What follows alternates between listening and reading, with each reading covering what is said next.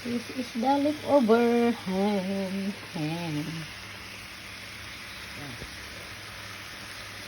So, binigyan ako ng aking ginang.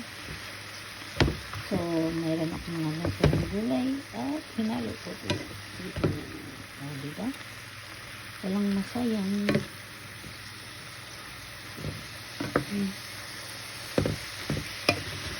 Meron din siya matagal maluto. So, pag-boil ko muna yung cream. Tapos, pag-boil at nilagay dito. O, diba? At na natin yung heat. Ito na yung tsura niya. Looks good, ha?